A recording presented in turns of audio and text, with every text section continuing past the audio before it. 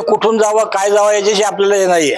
Railway ही आपल्या भागातनं गेली पाहिजे, जुन्नर तालुक्यातून गेली पाहिजे, कुठून जावे चालेल. आणि गंमत अशी आहे की संपूर्ण तालुक्याला याच्यामध्ये इन्व्हॉल्व करणं महत्वाचं आहे. पण नुसतं नारायणगावचे हायवे आहे, हायवेच्या बाजूचे लोक फक्त याच्यात सहभागी झाले नाही पाहिजे. संपूर्ण तालुका जर याच्यात उतरला तर संपूर्ण रोड अख्खा ब्लॉक झाला पाहिजे. अशा पद्धतीने हे आंदोलन करणं आणि त्या पद्धतीनं नियोजन करणं हे महत्वाचं आहे. या ठिकाणी आपण रेल्वेच्या या आंदोलन संदर्भात पुढची दिशा ठरवण्यासाठी आपण तर खरं जमलेलो आहोत.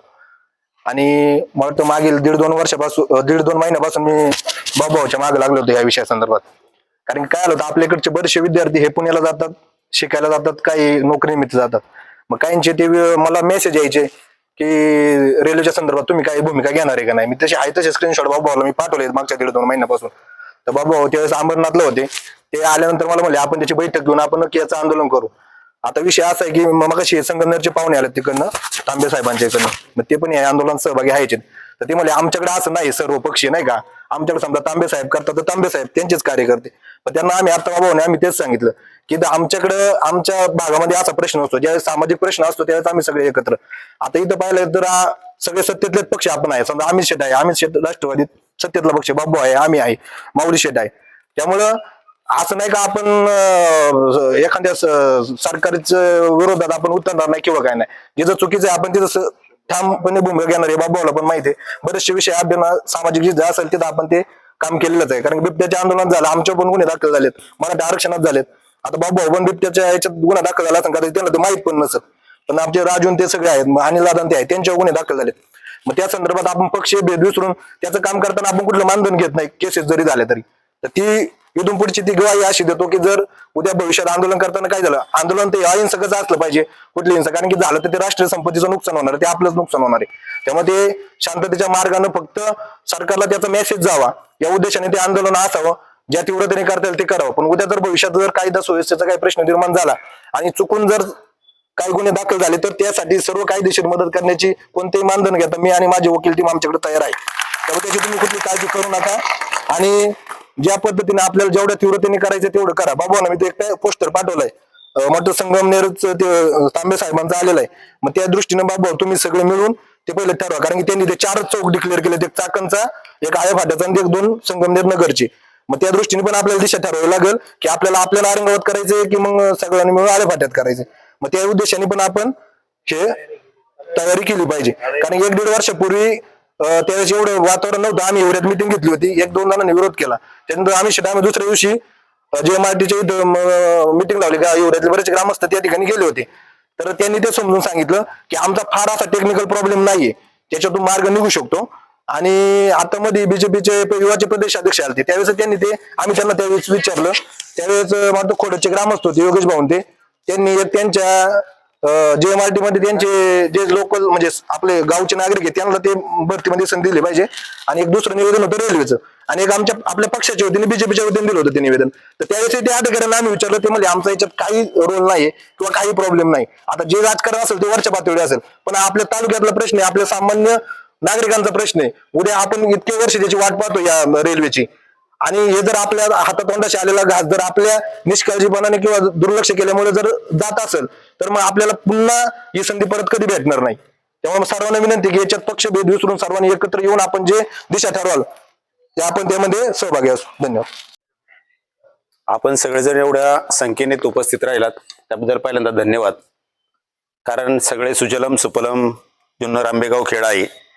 आपण कोणत्याही आंदोलनाची तेवढी तीव्रतेने हे घेत नाही. ते आपण विमानतळ ज्यावेळेस आपल्याकडे खेडूला होणार होतं, आपण ज्या दृष्टिकोनातून त्याच्याकडे पाहायला पाहिजे होतं, मग जुन्नर असेल, आंबेगाव असेल किंवा खेड असेल, तिन्ही तालुक्यांनी पाहिलं नाही. आणि आपल्या डोळ्या देखत ते विमानतळ पुरंदरला गेलं. आपलं न भूतो आणि न भविष्य असं नुकसान झालंय. खरं तर आपले तिन्ही तालुके हे नागरीकरणाकडे वाटचाल करणारे आहेत, प्रगतशील आहेत. खूप मोठ्या प्रमाणात आपल्याकडून वाहतूक पुणे किंवा नाशिक ह्या दोन्ही शहरांकडे जात असते. आणि आपली पुढची जी पिढी आहे त्यांच्यासाठी जर काही करायचं असेल, त्यांच्या भविष्यासाठी काय करायचं असेल तर वाहतूक व्यवस्था ही सगळ्यात मोठी आता आपल्याकडं पुणे नाशिक हा नवीन बायपास झालेला आहे, पण त्यांनी कोणतीही आपली समस्या सुटलेली नाही. साधा आपल्याला पुण्याला जायचं असेल तरी आजही 3-3.5 तास लागतात.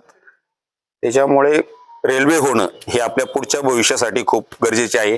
मग ती कुठूनही होऊ देत, नारायणगाव मधून होऊ देत, खोडदमध्ये होऊ देत, इकडून आर्वीतून होऊ देत, गुंजरवाडीतून होऊ देत, कुठूनही होऊ देत, पण ती रेल्वे होणं हे आपल्यासाठी खूप महत्वाचं आहे. त्यासाठी आपण जेवढ्या ताकदीने उभे राहू, जेवढ्या ताकदीने आंदोलन करू, तेच आपल्याला त्या आपल्या उद्दिष्टापर्यंत घेऊन जाणार आहे. आपण सर्वजण सर्वपक्षीय या ठिकाणी जमलात. या ठिकाणी अमित शेठ आहेत, नाना आहेत, बाबू आहेत, मौली शेठ आहेत, सर्व आपले नेते इथे आहेत. नेते देतील ती दिशा तुम्ही सांगताल त्या पद्धतीने आम्ही सर्वजण तरुण, आम्ही असू किंवा सर्व तरुण असतील, तुमच्या मागं एक जीवाने उभे राहू. फक्त हा प्रकल्प तालुक्यातून व्हावा अशी आमची सर्वांची इच्छा आहे आणि त्यासाठी आम्ही सर्वजण तुम्हाला पाठिंबा देऊ. माध्यमातून आपण आज एकत्र आलोय पुणे नाशिक रेल्वे. तर याला पूर्वी आडसर म्हणजे आमच्या खोडदगावचं GMRT प्रकल्प सांगितलं जायचं. आम्ही 2 वेळा खोडदगावच्या GMRT प्रकल्पाच्या गेटवरच जाऊन याच्यावर आंदोलन केलेलं आहे. मागच्या 1-2 महिन्यापूर्वी आमचे उपसरपंच योगेश भाऊ आणि आम्ही सगळे नॅशनल न्यूजवाले NDTV वाल्यांना बोलून घेतलं होतं आणि विशेष म्हणजे त्यांनी त्यावेळेला डायरेक्टर गुप्ता म्हणून आहे तिथं, यशवंत गुप्ता, त्यांना फोन केला होता. तर ते आमचा काही प्रॉब्लेमच नाहीये, पण नंतर त्यांनी पुन्हा त्या पत्रकाराला फोन करून सांगितलं की हे माझं स्टेटमेंट तुम्ही रेकॉर्डला घेऊ नका, पण ऑफिशियली आमचा त्या प्रकल्पाला, रेल्वे प्रकल्पाला कोणताही विरोध नाही.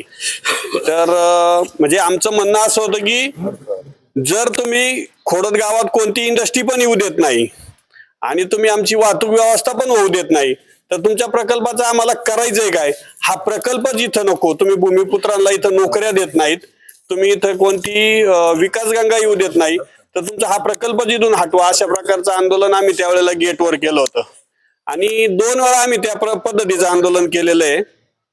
या पुढील काळात ज्या ज्या वेळेला रेल्वे किंवा इतर कोणत्याही जुन्नर तालुक्याच्या विकासासाठी जर GMRT प्रकल्प अडवा येत असेल तर आम्ही GMRTच्या गेटवर पण आंदोलन करू आणि तालुका जसं ठरवल, जी दिशा ठेवील त्या आंदोलनात आम्ही सहभागी असू. खोडदकर एवढी ग्वाही देतो आणि थांबतो.